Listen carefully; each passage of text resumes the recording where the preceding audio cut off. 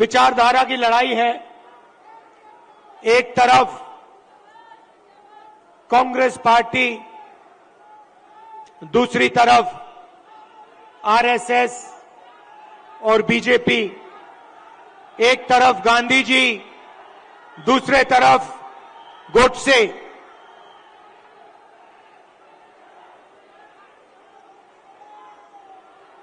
ये भैया इनको दिखाई नहीं दे रहा है।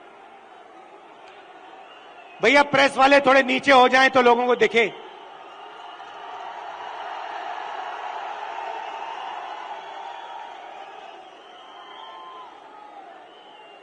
बात सही है, क्योंकि प्रेस वाले हमारी मीटिंग तो दिखाएंगे ही नहीं।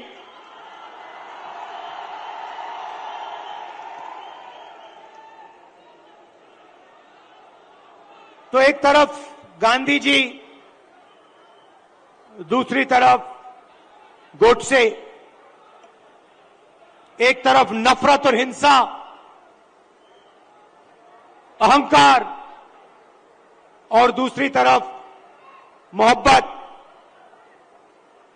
आदर, भाईचारा। अब देखिए, जहां भी ये जाते हैं नफरत फैलाते हैं, गुस्सा पैदा करते हैं। अब हुआ क्या? अब मध्य प्रदेश में, मध्य प्रदेश का युवा, मध्य प्रदेश का किसान इनसे नफरत करने लग गया है। जो उन्होंने जनता के साथ किया, अब जनता उनके साथ कर रही है। और इसीलिए हमने ये 7 यात्राएं, जन आक्रोश यात्राएं मध्य प्रदेश में निकाली हैं। इससे पहले भारत जोड़ो यात्रा में कन्याकुमारी से हम कश्मीर तक चले और मध्य प्रदेश से पैदल निकले। कमलनाथ जी, कितने किलोमीटर चले थे हम यहां? नहीं, मध्य प्रदेश में टोटल कितने चले थे? नहीं, यात्रा कितने किलोमीटर चली थी?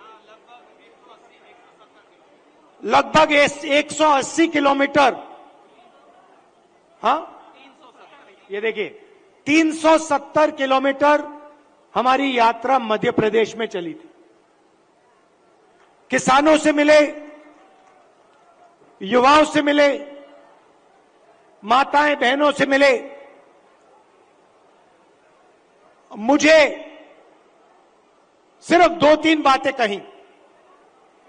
सबसे पहले, मध्य प्रदेश हिंदुस्तान में भ्रष्टाचार का सेंटर है, एपी सेंटर है। और जितना भ्रष्टाचार बीजेपी के लोगों ने मध्य प्रदेश में किया है, पूरे देश में ये नहीं किया है। बच्चों के फंड्स, मिड डे मील के फंड्स, स्कूल यूनिफॉर्म के फंड्स चोरी किए। महाकाल कॉरिडोर में बीजेपी ने पैसा चोरी किया। व्यापम स्कैम को आप सब जानते हो। 1 करोड़ युवाओं को इन्होंने नुकसान पहुंचाया। एमबीबीएस की सीट्स बेची जाती हैं और पेपर लीक किए जाते हैं। यह इनका राज है। दूसरी बात, किसानों ने अपनी बात बताई। किसानों ने कहा, और यहां आप सोयाबीन उगाते हो, आप इसको सबसे अच्छी तरह समझोगे कि हमें मध्य प्रदेश की सरकार सही दाम नहीं देती है। अब आप जाइए, छत्तीसगढ़ में जाइए, पास जाइए, दूर नहीं है।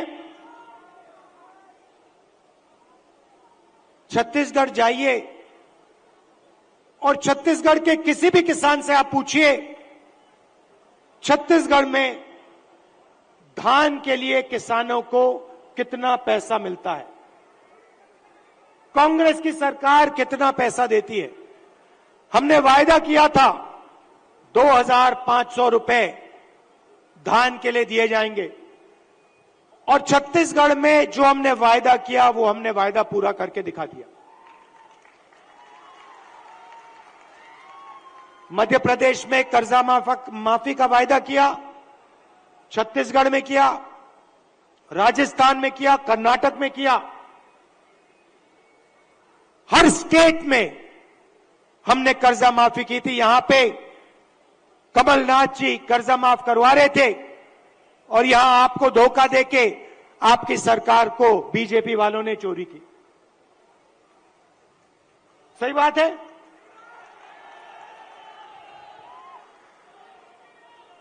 भाई और बहनों, 18,000 किसानों ने यहां पे पिछले 18 साल आत्महत्या की है। 3 किसान हर रोज मध्य प्रदेश में मरते हैं। ये इनकी सरकार है। क्यों? क्योंकि ये चुने हुए लोगों के लिए काम करते हैं। पहली बार हिंदुस्तान की हिस्ट्री में पहली बार किसान टैक्स दे रहा है। इन्होंने जीएसटी लागू की और 5 कानून लाए, काले कानून, किसानों को दबाने के, खत्म करने के कानून। हिंदुस्तान के सारे किसान इनके खिलाफ खड़े हो गए। नरेंद्र मोदी जी कहते हैं किसानों के फायदे के लिए मैं ये कानून, काले कानून लाया हूं। अगर किसानों के फायदे के लिए कानून लाए तो किसान सड़क पे क्यों उतरे हैं?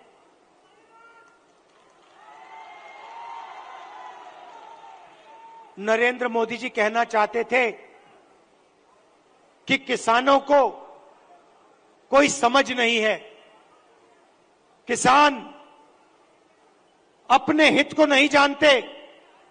नरेंद्र मोदी कहना चाहते थे कि हिंदुस्तान के 2-3 अरबपति अदानी जी किसान को फायदा पहुंचाने के लिए काम करते हैं। भाइयों और बहनों, आप कर्नाटक जाइए, राजस्थान जाइए, छत्तीसगढ़ जाइए, हिमाचल जाइए, हमारी सरकारें गरीबों के लिए, कमजोर लोगों के लिए काम करती हैं। कर्नाटक में हमने 5 गारंटी दी, गरीबों के लिए, महिलाओं के लिए, किसानों के लिए। आप जाइए, कर्नाटक में जाइए, कर्नाटक की महिलाएं बस में जाने के लिए 1 रुपया नहीं देती हैं, मुफ्त में घूमती हैं। कहीं भी जाना हो कर्नाटक में, कर्नाटक की महिलाएं फ्री में जाती हैं। हर महीने उनके बैंक अकाउंट में सीधा पैसा आता है, सरकार पैसा देती है। छत्तीसगढ़ में जाइए, किसानों का कर्जा माफ किया, किसानों को सही दाम दिलवाते हैं। राजस्थान में जाइए, स्वास्थ्य के बारे में पूछिए, मुफ्त में वहां पे दवाई मिलती है। 15 लाख रुपए का वहां पे फ्री में इलाज होता है। हार्ट सर्जरी करवानी हो, बड़ी से बड़ी सर्जरी करवानी हो, राजस्थान में जाइए, पता लगाइए, राजस्थान की जनता को वहां पे फ्री में सर्जरी मिलती है। सरकार जनता के लिए चलनी चाहिए। सरकार किसी संगठन के लिए या 1-2 बड़े उद्योगपतियों के लिए नहीं चलनी चाहिए। और ऐसी ही सरकार हम यहां मध्य प्रदेश में चलाना चाहते हैं। और कमलनाथ जी का काम आपने देखा है। काम करना जानते हैं और जो उन्होंने काम शुरू किया था वो काम वो मध्य प्रदेश में पूरा करने जा रहे हैं।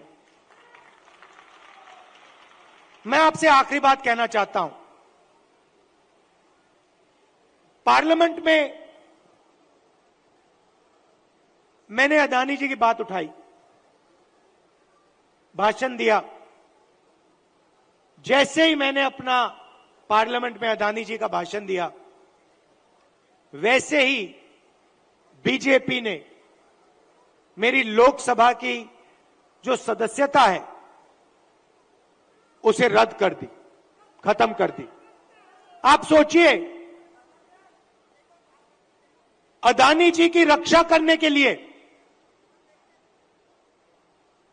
एकदम मेरी लोकसभा की जो सदस्यता थी उसको कैंसिल कर दिया। मुझे कोई फर्क नहीं पड़ता, करिए जितना करना है, मैं सच्चाई बोलता हूं। और देश के सामने एक सच्चाई अदानी जी हैं। पोर्ट्स देख लीजिए, एयरपोर्ट्स देख लीजिए, इंफ्रास्ट्रक्चर देख लीजिए, धान के साइलोज देख लीजिए, हर जगह आपको अदानी जी दिखाई देंगे।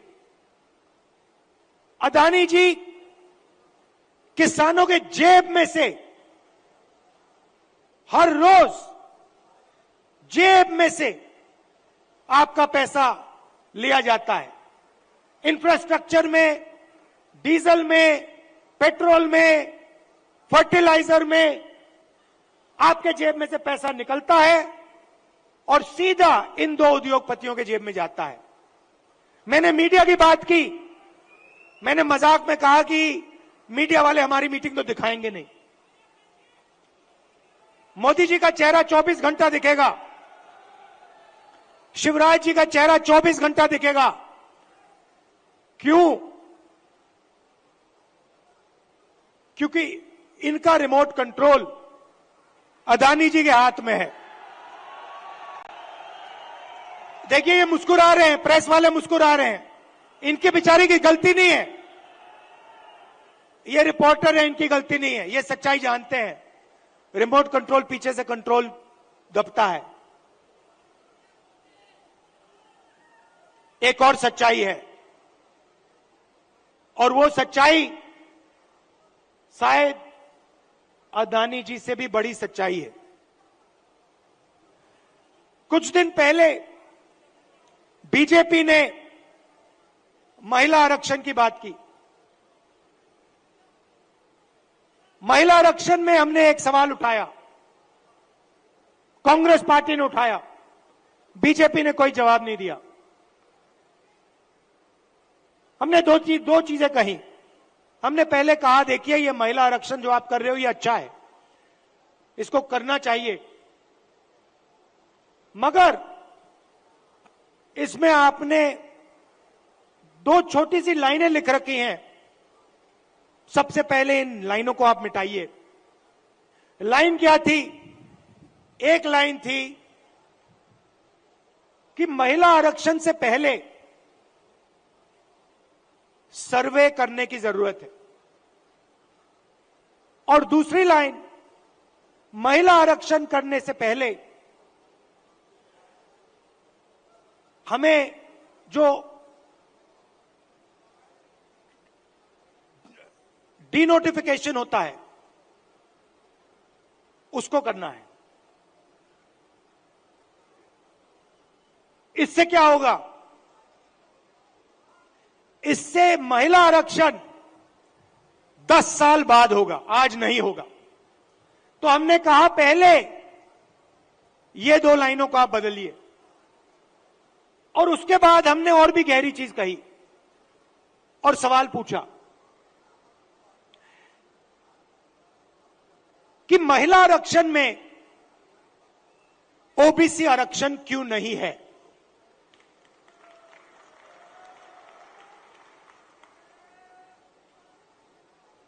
ओबीसी आरक्षण महिला आरक्षण में आपने क्यों नहीं दिया? नरेंद्र मोदी जी, आप कहते हैं कि आप ओबीसी के लिए काम करते हैं, आप ओबीसी के नेता हैं तो आपने महिला आरक्षण के अंदर के बीच में ओबीसी आरक्षण क्यों नहीं किया? अब भाषण से पहले मैंने आंकड़े देखे और मैं हैरान हो गया। भाइयों और बहनों, नरेंद्र मोदी कहते हैं कि बीजेपी में ओबीसी के एमएलए और एमपी हैं। सबसे पहले कांग्रेस के तीन चीफ मिनिस्टर ओबीसी हैं, ये याद रखिए आप। हमारी 4 सरकारें हैं, 3 हमारे ओबीसी चीफ मिनिस्टर हैं। दूसरी बात, आप पार्लियामेंट में, विधानसभा में चले जाइए और बीजेपी के किसी भी एमएलए से पूछ लीजिए, एमपी से पूछ लीजिए, आपसे कुछ पूछा जाता है क्या? जब कानून बनाए जाते हैं आपसे कुछ पूछा जाता है? आपको कहेंगे भैया हमारे से कुछ कोई नहीं पूछता। कानून आरएसएस वाले लोग बनाते हैं, कानून अफसर बनाते हैं, कानून बीजेपी के एमएलए और एमपी नहीं बनाते। सच्चाई भाइयों और बहनों एक और है। सच्चाई यह है कि हिंदुस्तान को 90 अफसर चलाते हैं। कैबिनेट सेक्रेटरी और secretary of government of India Hindustan की सरकार को चलाते हैं। 90 लोग ये कानून बनाते हैं, ये निर्णय लेते हैं पैसा किधर जाएगा, कितना पैसा कहां जाता है। अब मैं आपसे सवाल पूछना चाहता हूं, बीजेपी के 10 साल से सरकार है, 90 अफसर सेक्रेटरी हिंदुस्तान को चलाते हैं। मैं हिंदुस्तान के सब ओबीसी से पूछना चाहता हूं, नरेंद्र मोदी जी कहते हैं आपकी भागीदारी है हिंदुस्तान की सरकार में, मध्य प्रदेश की सरकार में। आप मुझे बता दो, आपका ध्यान इधर उधर करते हैं। दूसरा सवाल आपसे पूछता हूं, हिंदुस्तान की सरकार का बजट लाखों करोड़ रुपए का बजट है। मैं आपसे पूछता हूं, ये जो 3 ओबीसी अफसर हैं, इनकी भागीदारी कितनी है? ये बजट पे कितने रुपए पर निर्णय लेते हैं, मुझे बता दो। मैं आपको बताता हूं, तकरीबन 45 लाख करोड़ रुपए का बजट है। आप मुझे बताओ, ओबीसी अफसर कितने रुपए पर निर्णय लेते हैं, मुझे बता दो। नरेंद्र मोदी जी की ओबीसी की सरकार है, सब शांत, किसी को नहीं मालूम। क्यों? ये आपको नहीं बताना चाहते हैं, आपकी सच्चाई आपको नहीं बताना चाहते। सच्चाई भाइयों और बहनों ये है कि हिंदुस्तान के पूरे बजट में 5% की भागीदारी ओबीसी के अफसरों के हाथ में है। ओबीसी अफसर 3 हैं 90 में से, और 5% बजट को कंट्रोल करते हैं। यह है नरेंद्र मोदी जी का काम। नरेंद्र मोदी जी ओबीसी की सरकार नहीं चलाते हैं।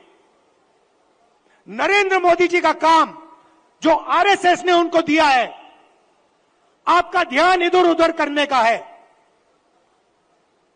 नफरत फैलाने का है, हिंसा फैलाने का है।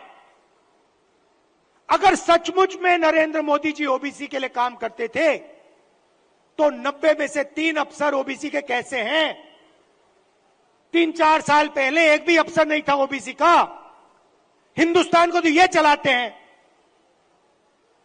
शिक्षा में कितना पैसा जाएगा, स्वास्थ्य में कितना पैसा जाएगा, नरेगा कैसे बनेगा, भोजन का अधिकार कैसे डिजाइन होगा, ये तो ये नब्बे अफसर निर्णय लेते हैं। भाई और बहनों, ओबीसी की सरकार नहीं है। और देखिए, जैसे ही मैं ये बात कहता हूं, आप नोट करना, आज मैंने यहां खुले में यह बात बोली है, ये सारे के सारे टीवी कैमरा बंद हो जाएंगे।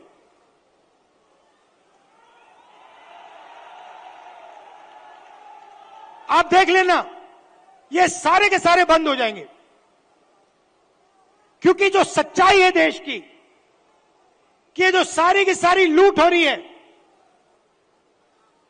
ये व्यापम स्कैम जो है, ये सारा का पैसा, ये आपका शिक्षा का पैसा, स्वास्थ्य का पैसा जो चोरी हो रहा है, ये ओबीसी की जेब में से पैसा चोरी हो रहा है।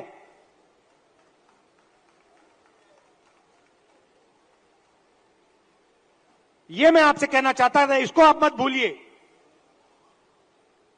सबसे जरूरी चीज, जैसे कमलनाथ जी को चोट लगी, आपको चोट लगी, सुना है, लगी ना? कमलनाथ जी यात्रा में निकले, रथ के कोने पे खड़े थे, बहुत भारी भीड़ थी, धक्का लगा, घुटने में चोट लगी। कमलनाथ जी जैसे ही आप अस्पताल गए, पहला काम क्या हुआ? डॉक्टर ने पहला काम क्या किया, बताइए?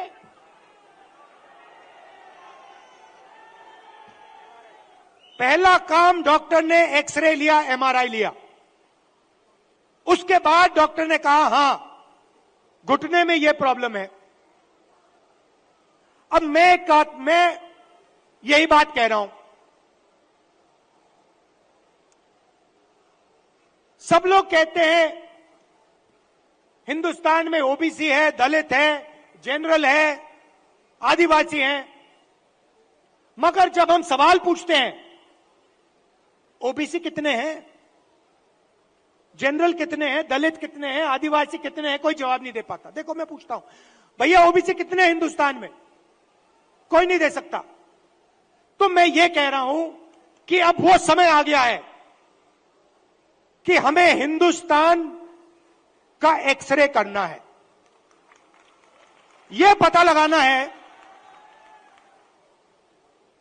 कि अगर 90 अफसर हिंदुस्तान को चला रहे हैं और उसमें से 5% भागीदारी ओबीसी को मिल रही है, तो क्या ओबीसी की आबादी 5% है? क्या हो ही नहीं सकता।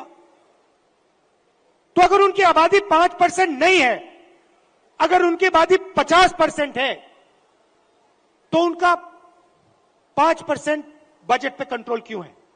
उनका 50% बजट पे कंट्रोल क्यों नहीं है? अब जब मैं ये सवाल उठाता हूं, बीजेपी के लोग कांपने लग जाते हैं, नरेंद्र मोदी जी भाग जाते हैं, अमित शाह जी कुछ और कहते हैं, हिंदू मुस्लिम कहेंगे, नफरत फैलाने की कोशिश करेंगे। भाई और बहनों, देश के सामने एक ही मुद्दा है, कास्ट सेंसस। ओबीसी कितने हैं और उनकी भागीदारी कितनी होनी चाहिए, यह हिंदुस्तान के सामने सबसे बड़ा सवाल है। और कांग्रेस पार्टी की हिंदुस्तान में सरकार है, पहला काम यह हम करके दिखाएंगे।